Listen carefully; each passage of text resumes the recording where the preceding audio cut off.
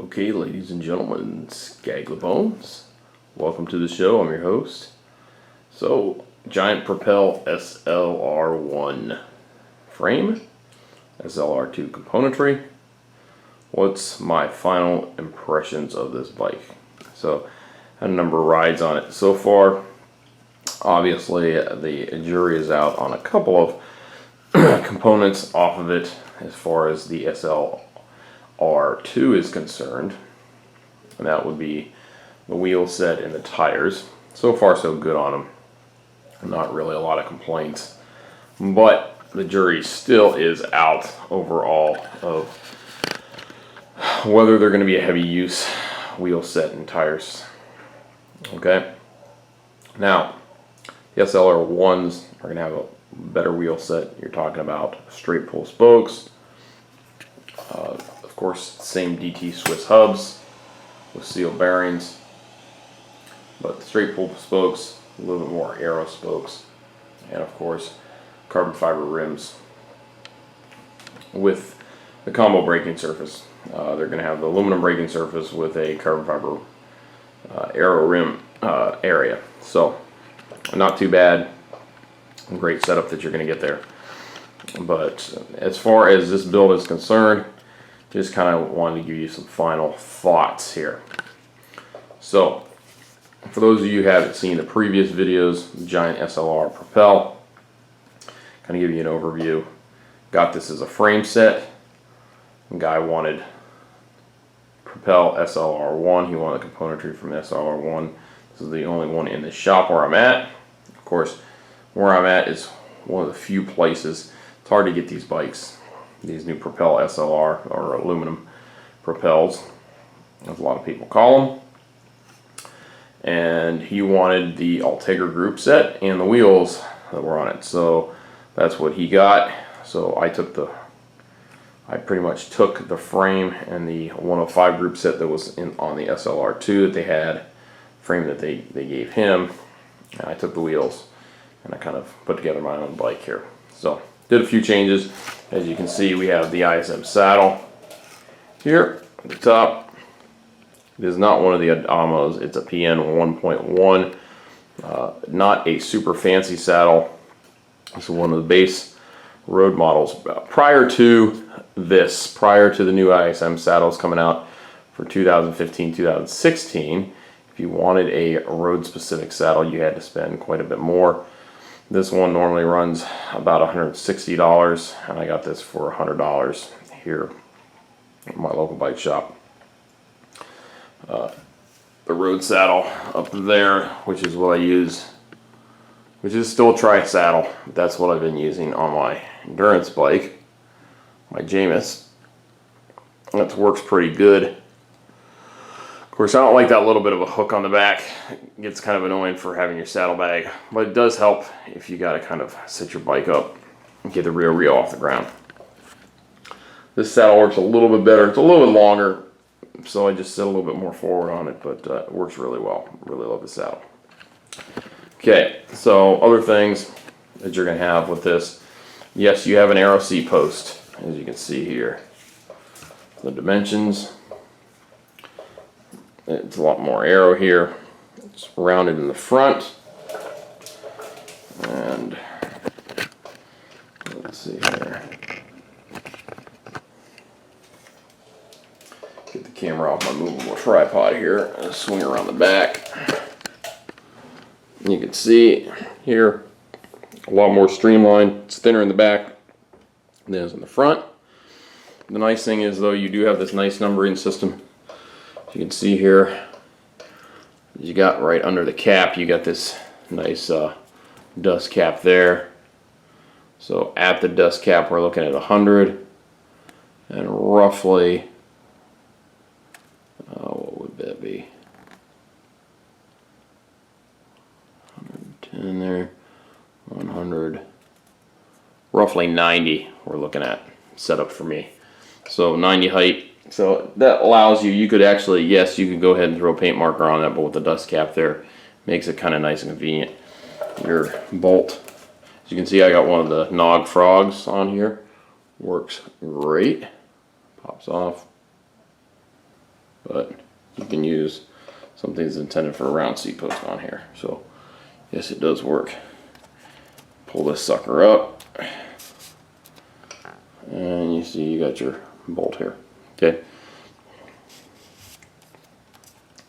this is aluminum seat post, same aluminum that is used in the rest of the frame.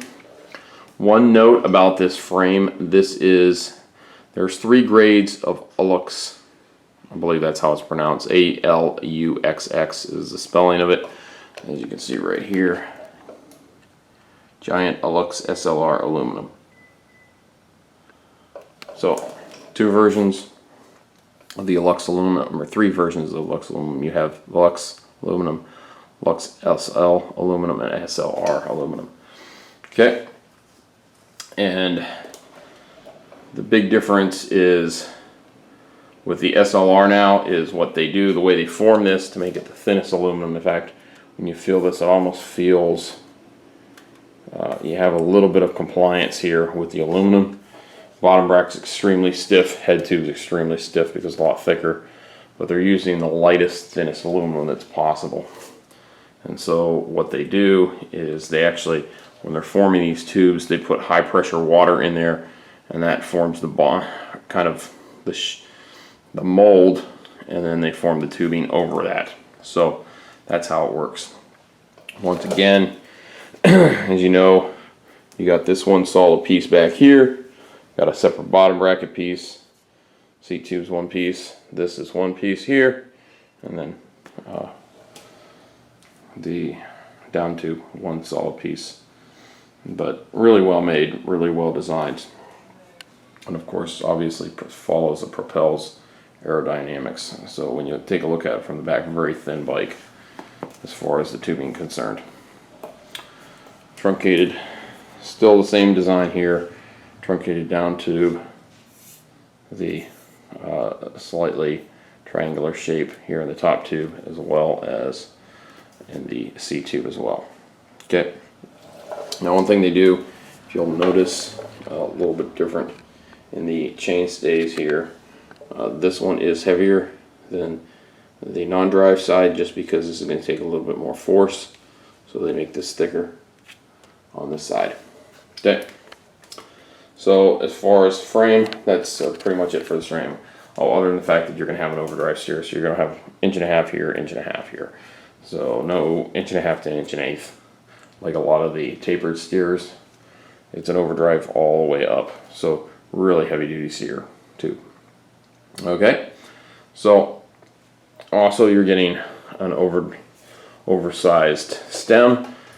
Giant has chosen to use their contact bar and stems, so you're getting a squared off stem here, very as you can see, very slammed, very small spacers here. This had 5 spacers altogether, a 2.5, a couple of 5s spacers in there. I took everything out except for these 2 small ones here, which I left on top just kind of as a backup if I had to have them there, if I needed them. But I had everything else cut off, have it slammed all the way, just to get as far down as possible. Okay. Obviously you got the 105 group set, you got the PA2 wheels, which are an aero wheel, but they're aluminum, but they're extremely lightweight. They're extremely lightweight wheels compared to those Mavics up there, the CXP22s. These are extremely lightweight. They're a lot more expensive wheel. So they're a higher end aluminum wheel as far as a standard wheel is concerned, but as you notice, they use in the DT Swiss. Their Giant has DT Swiss hubs made for them. So these Swiss made hubs. Yes, these are using a J-bend spoke, but they're higher end spoke, so they can use fewer spokes on this.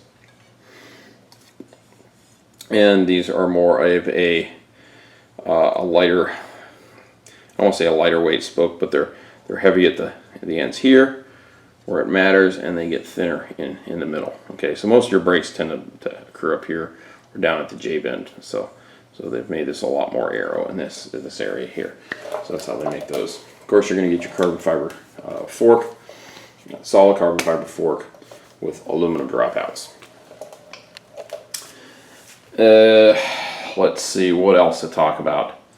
The one other difference between a standard Propel and what you're getting with this Propel is the fact that you are not going to get the Propel proprietary brakes that Giant uses.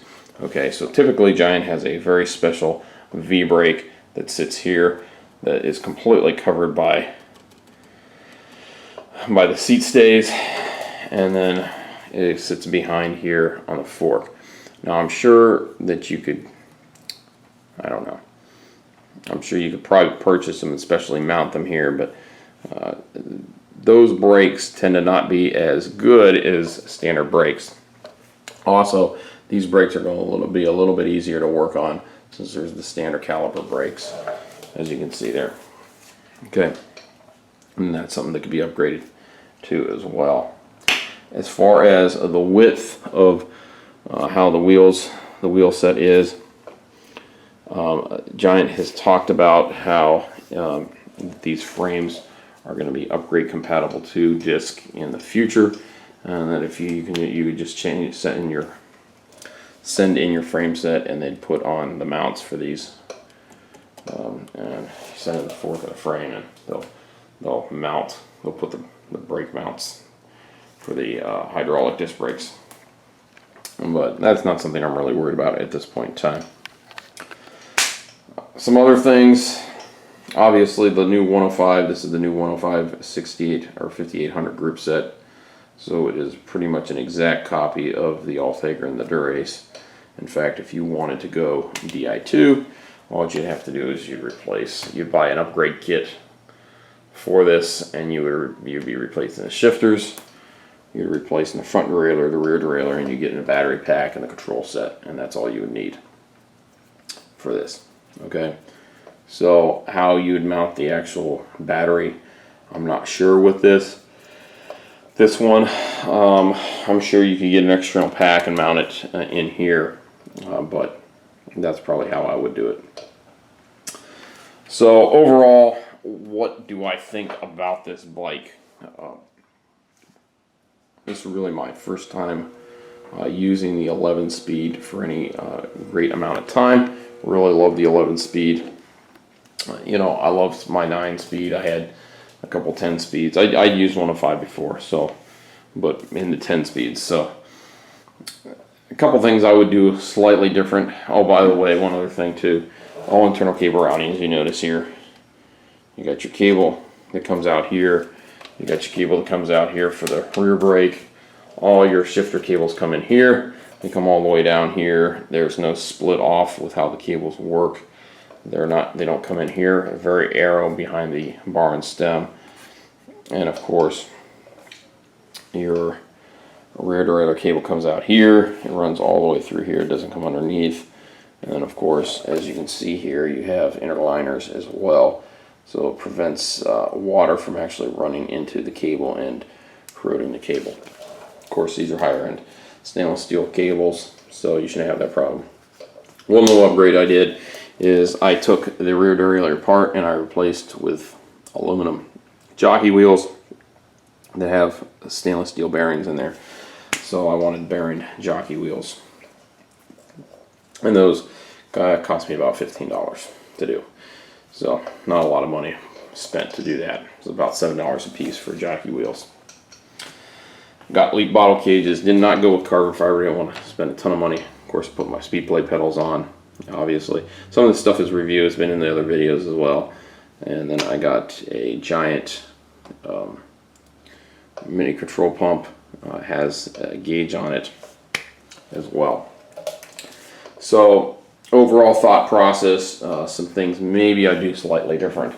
So this is an extremely light bike. When you're looking at frame sets out there, wise cyclist once told me, actually former pro cyclist told me, that you're better off getting a higher end aluminum frame than buying a entry-level carbon fiber frame. Okay, and this is as high of a aluminum frame as money can buy. So this is the top of the line aluminum frame. These frame sets, if you were to buy them separately, they're running about $1,000 US. Okay, here in Guam, I could probably purchase one for roughly $700, but still, they're not an inexpensive frame for an aluminum frame. Very high end, very limited on how many they are making. They're only using these for the Propel and for the TCR. So they make TCR, the TCR racing bike, which is Giant's climbing bike or standard racing bike, is their non-aero bike, and Giant has a TCR SLR. Okay, 1 and 2 as well. And when you go with the 1, you're getting some climbing wheels, some very good. They're more like this profile. You have aluminum here, and then you have carbon fiber here. Very good. And then if you go with the SLR2, in that model, the TCR, you're going with the same wheel as this. So pretty much the same thing. Okay. Now, like I said, no complaints so far. I wanted the better wheels, but these wheels have been working out pretty good. As far as the group set's concerned, as far as the 105 group set, I think you're getting a bargain with the 105. As far as price-wise, you're actually saving yourself quite a bit of money over the Ultegra. It would have been nice kind of to have the Ultegra group set. The wheels of what I really wanted, but overall I think it's really good.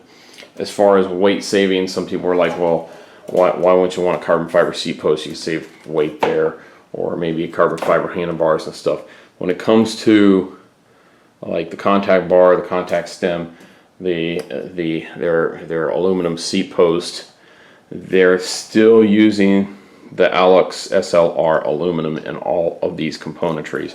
So the nice thing about this is you're getting the same weight savings. If I was to compare the weight of this seat post, I'm probably saving myself maybe 10 grams by going to a carbon fiber one of the same build. In fact, I'm probably not really saving much, because what they do is the entire, yes, this is a two-piece design, but the aluminum up here for the actual seat mount is a little bit lighter weight than a standard bicycle or a carbon fiber seat post. As far as what would make it a little bit lighter is maybe the brakes.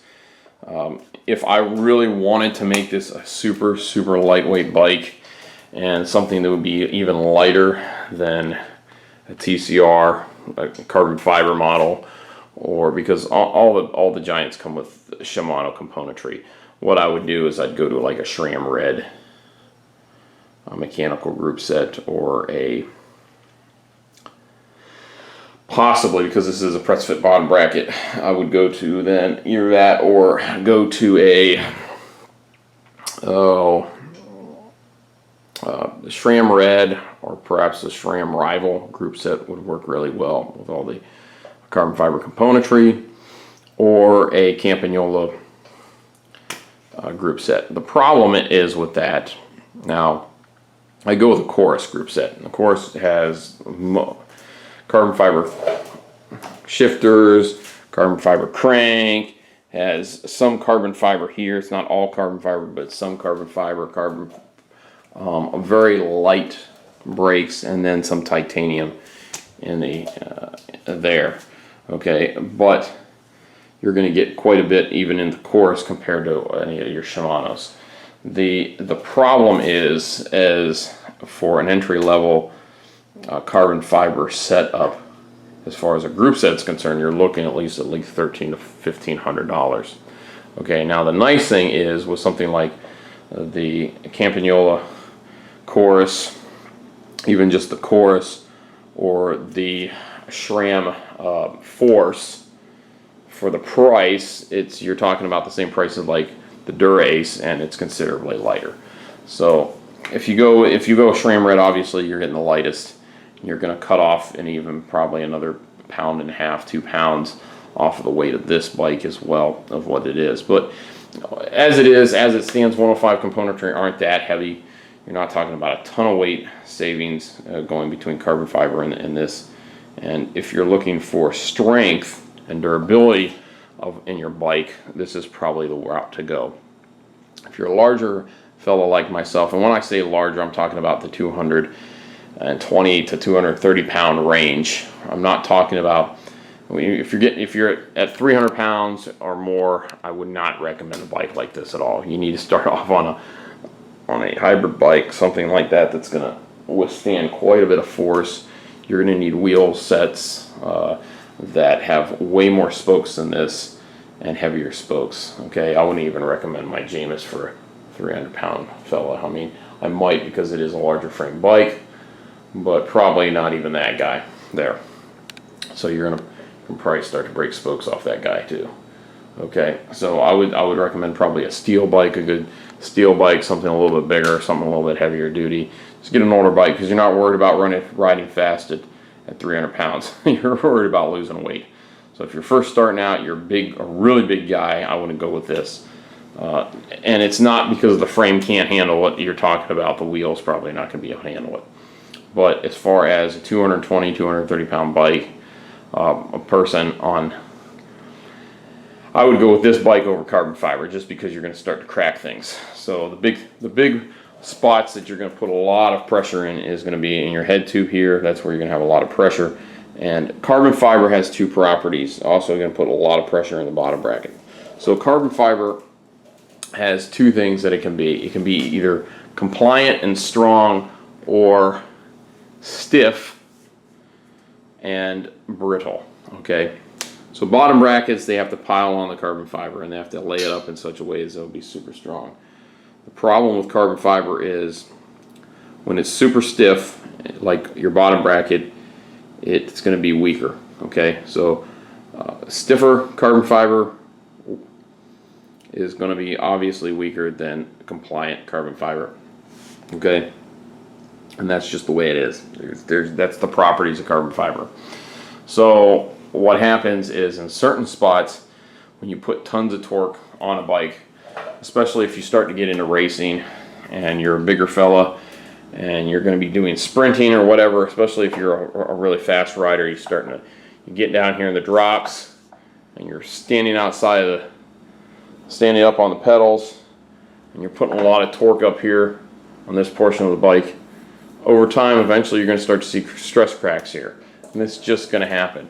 And the pros don't see it because of the fact that they're changing out their bikes not just once a year, but once every month or so. Pros have new bikes all the time, so you get these pros, they're not seeing the damage to the bikes. You're not really seeing the damage to the bikes that the mechanics would if they're riding these bikes for long periods of time. And for the most part, when you're talking about the private bikes that these fellows ride, they're not putting the same kind of stress on their private bikes that they would on a race bike. Now, I'm not saying that you can't go with a carbon fiber bike if you're just riding or group rides. But my problem was that here in Guam, the roads are rough, they're tough, and they're pretty bumpy. And of course, you'd say, well, don't you want a very compliant bike for that situation? Yes, you do. But on the other hand, you also want a bike that can withstand some damage. So that's why I wanted an aluminum bike. Okay, but I wanted a light bike, and so I did a lot of research and found out that this was the lightest aluminum bike on the market. And if I weigh this next to a comparable giant Propel, okay, of the same, that's going to have the non-integrated seat post, okay, it's going to have the standard seat post like this. I'm looking at almost the same weight, shy of maybe a few grams here or there. Okay, so you don't get really a lot of weight savings. In fact, for the most part, this bike might even be lighter than some of the other Propels, just because this is higher grade aluminum, and the Propels that aren't as light, the SL, when you get there's a number of different types of Propels, so you have to actually look on the Giant's website to find out about it. But the one that's the race bike that has the integrated seat post is called the SL model, and that means super light model. So what's actually saving you weight is they're getting rid of the seat post and all the hardware that's in there. Okay, and there's pretty much clamping on the top here.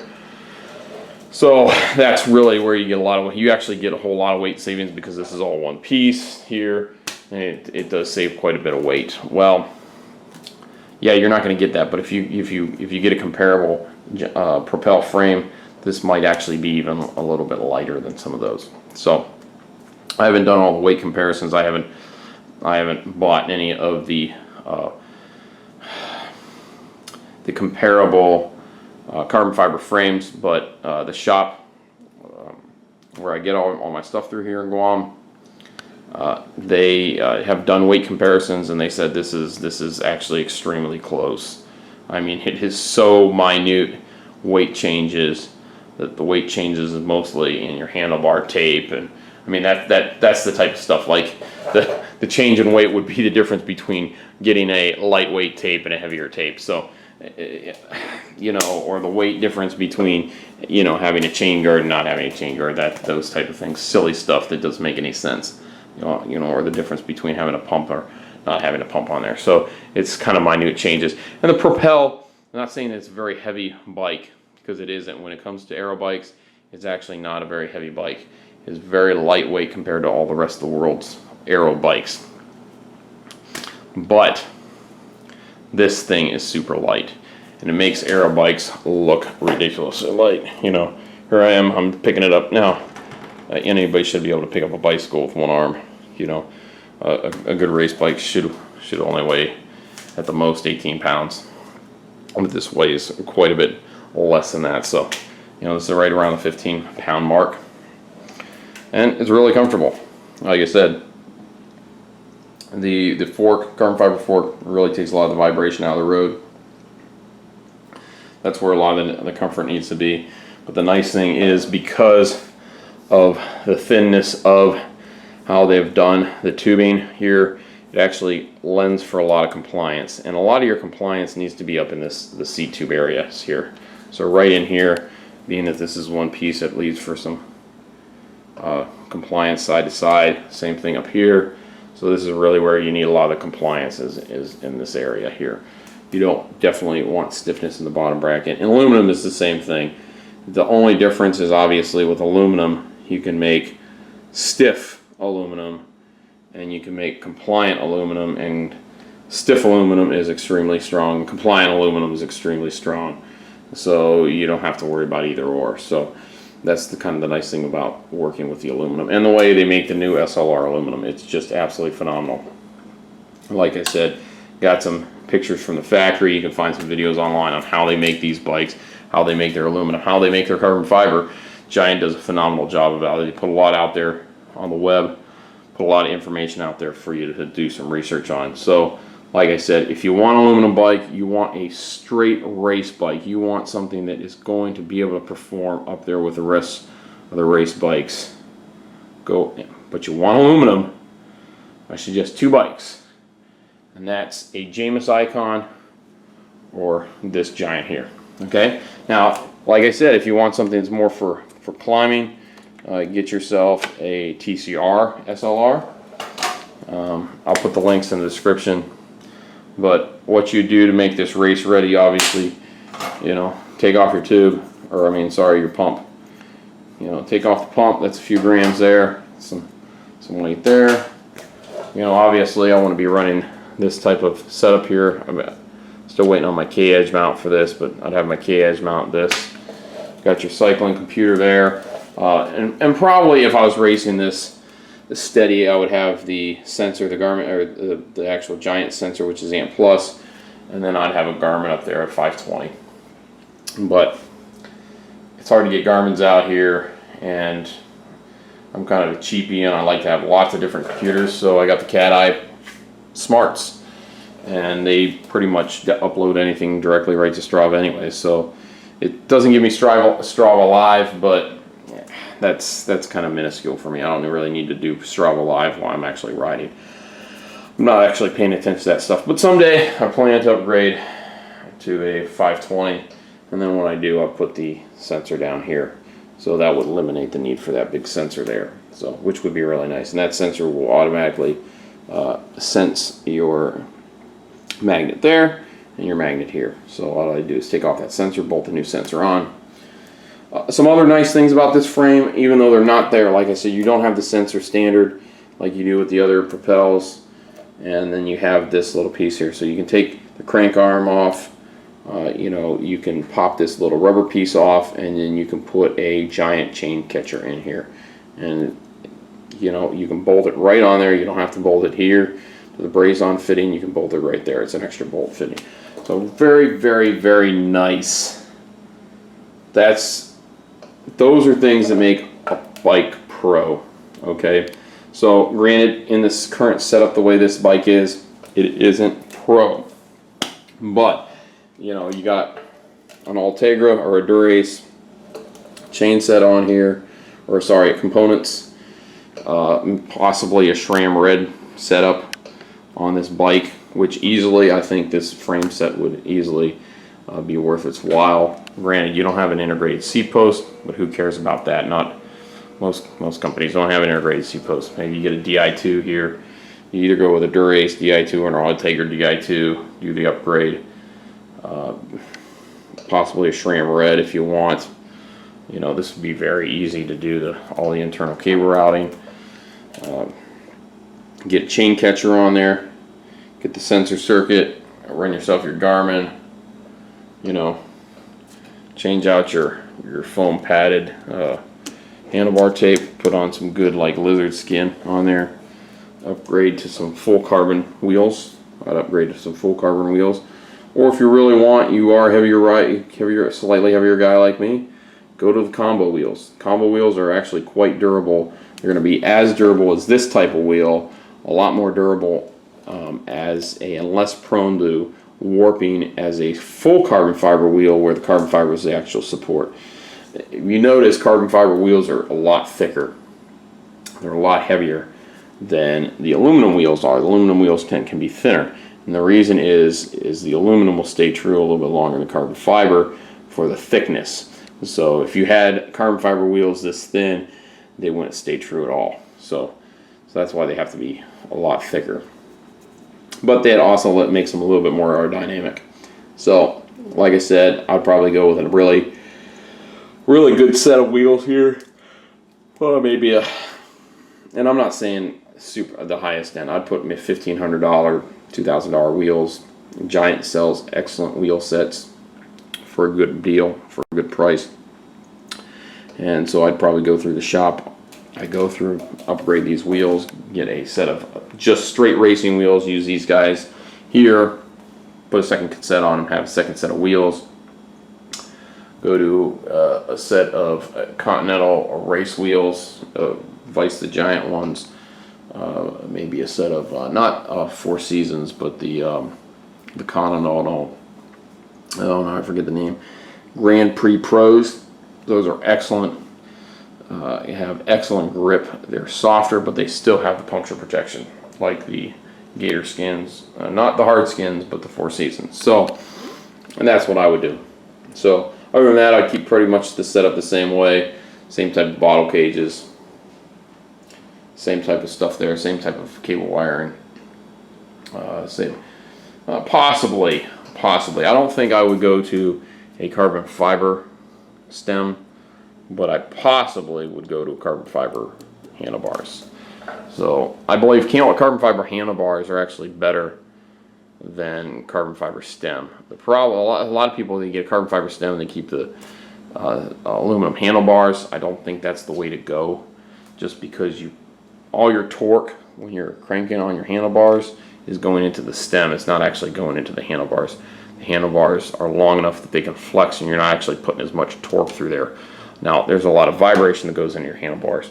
So they've proven almost emphatically that when you have an accident, the carbon fiber handlebars do not break, but stems can break. So now you can get supersized stems. Having the overdrive steerer, Giant makes a special stem that is carbon fiber that is just a monstrosity. It's actually about this tall here. And that's, like I said, that's why I kept these extra spacers on, because I measured it. And if I go to a solid carbon fiber arrow stem that Giant has, that's the integrated one, that's the one I'd go to. And it's very thick, very heavy duty, and that's why I kind of left those spacers on there, because it's a lot bigger stem. And then I go with the arrow handlebars as well. if I was going to do that. So that's a possibility. Those are some things I would probably change if I was going to be racing. New wheel set, slight better upgrade here. I'd probably still keep the same cranks. I'd keep the same cranks, just upgrade to Di2 or something. And if I was going to really do pro, I'd just upgrade all the componentry, keep the same, or I'd go with ceramic bearings for everything. Just replace all the bearings for everything. Go with higher end wheels. I'd probably still keep the same type of brakes. Not try to upgrade brakes to something more aero. Wouldn't worry about it. These seem fine as it is. So I'll go with some Di2 type of thing, some electronic group set. Go with carbon fiber up in the cockpit. Maybe swap this out for a carbon fiber one from the actual Propel line. Just order a carbon fiber seat post, possibly. But then again, knowing that you're not going to ever crack this by over torquing is kind of a nice concept. But you can feel, one thing you can feel, and you have to be a little bit more careful with this frame, is the aluminum is thinner. And like carbon fiber, I can press on this, and this aluminum does bend a little bit. It does give a little bit because it is so thin. It's so lightweight. So you got to be careful. Just like carbon fiber. Yes, this isn't going to crack under the pressure of me cranking around. But if you get in an accident, there's possibly, they do say that like carbon fiber, you kind of want to look over the frame. Now that's why I like this SLR 1 frame, because it's got the brushed aluminum. It doesn't have hardly any paint on it, so it'd be easier to see damage and dings on it. So like I said, this guy is not going to withstand the kind of pressure as far as crashing is concerned as my Jamis is. My Jamis are a really heavy duty aluminum frame. You can see spots here where it's got hit really hard. Some spots underneath. It has just got chunked by heavy gravel really bad, and it's taken a beating. I'm not saying that this bike here wouldn't take a beating. I'm just saying that in an accident situation, like carbon fiber, these thinner aluminum frames, there is a possibility you could put a small hole or something in it. The nice thing is with aluminum, unlike carbon fiber, is that yes, you can get a crack. If you get a crack, as long as it's not on a weld, normally, it depends where the crack is at. If the crack would be here, like sideways, it could continue. If it's a crack that runs this way, it's probably not going to actually go in there anywhere. If you actually go and do some research how Giant designed the aluminum here, they designed it that if it was to get hit and was to sustain some damage, that it wouldn't actually develop cracks. They would actually develop a pit instead. So it would only have a tiny weak spot, and it wouldn't extend out to the rest of the bike. So whereas like carbon fiber tends to spread, and aluminum, if you get hard enough that you crack the frame, believe it or not, you can actually sustain some pretty heavy damage, and your bikes can actually extend damage out quite a bit as cracks and stress actually spreads to the rest of the frame. So don't think just because your bike's aluminum that it's immune to damage. Aluminum is less susceptible to damage, but it still can be damaged. The only thing that's pretty much is unsusceptible to damage is steel. And even then, steel still, got a set of steel handlebars here, and they've got some rust on them, so you gotta watch out for chromoly steel. It can still, if it's hollow, you can still sustain some bit of damage. Now, not near as much. It's a lot harder because it's bendable, it's pliable, but steel can still break. Okay, very near impossible to break under most circumstances on a bicycle, but still could. So don't ever think that whatever bike you have, depending on the material, or no matter what materials you have, that it's indestructible. Because that's not true. You get hit hard enough by a car, your bike's going to probably break. If your bike gets run over, it's probably going to break. So don't think that it's immune to to breakage. Even titanium frames still can be immune to, or still can be susceptible to damage. So that's it for me. I know this video ran a little bit long, but I kind of wanted to go over everything with the bike, things I really like, the pros, cons. Like I said, absolutely love the bike. Wouldn't, only if I was dedicated racing with this thing, and I mean that's all I was doing. I was going more towards, I have done some races with this here. Okay, not just group rides. So I've done a couple of small type of races with this. Locally we have a tour Guam here, and we did that with this bike.